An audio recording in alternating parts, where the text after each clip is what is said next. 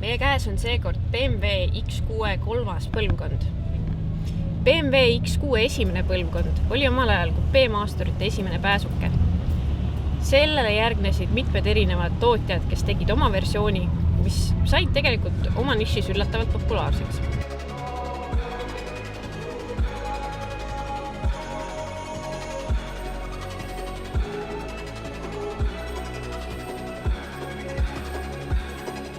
Inimeste arvamused nende kupeemaasturite suhtes olid alguses üsna vastakad.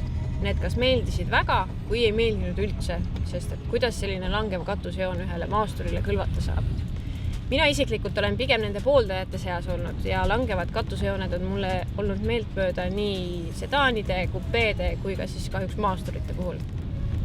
Sarnaseid autosid võib leida näiteks Mercedese mudeli valikust nii GLE kui GLC näol. Porschel on olemas Cayenne Coupe ja soodsamatest variantidest on olemas näiteks Toyota CHR, mis on umbes ka sinna kanti. BMW X6 kolmas mudeli põlvkond sai uuendatud tagaosa.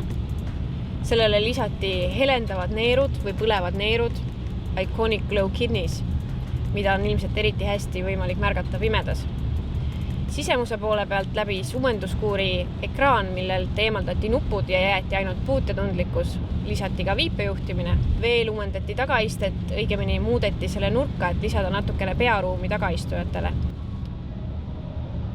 Et kindlustada selle suure ja võimsa auto sujuv ja vaikne edenemine, on lisatud õhkpedrustus mõlemale sillale. See aitab kaasa ka näiteks lamavate politseinike ületamisel ja lisaks on seal ka selline võime, et kui anduritega koos märgatakse, et juht ei reageeri õigeaegselt tuvastatud lamavale politseinikule, siis suudab auto ennast ise kergitada, et auto ja selle reisijad pääseksid suurematest raputustest.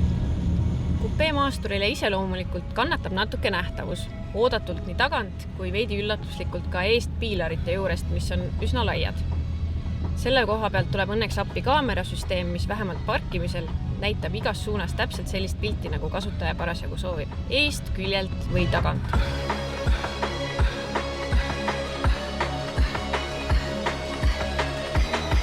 Potialune 3-liitrine turbodiisel on sama, mis eelnevalt ja sama, mida võib ka leida X5-lt. Selle jõu ja elunumbrid on 260 hobujõudu, 620 newtonmeetrit pöördemomenti ja 6,5 sekundit 100-ni, mis tühjalt üle 2 tonni kaaluva sõiduki kohta on üsna muljetavaldav. Aga peab mainima, et see raskus ei avaldu sõites, et see auto liigub erksalt, just mitte ilmtingimata kergelt, aga erksalt. Ja võib-olla veel üks väga oluline küsimus on see, et kuidas see auto sõidab kiiresti, sujuvalt, stabiilselt ja väga mugavalt absoluutselt igas asendis ja igas sõidurežiimis. Kui teile just sellist on vaja, siis selle saate te omale umbes täpselt 100 000 euro eest. See hind võib tunduda suhteliselt soolane, aga selle sees on ka tõesti väga-väga palju igasugust varustust, alates roolisoojendusest, nendest mainitud käetugede soojendusest, kuni esiklaasi näidiku sõiduraja hoidmise abini. Ka tagaistmetel on kummalgi eraldi kliimaseadmed tsoon, nii et seal saab eraldi temperatuuri seadistada. Nii et kui teil on just sellisest autost puudus ja teile meeldivad kupeemaasturid, siis ma arvan, et seda tasuks kindlasti kaaluda.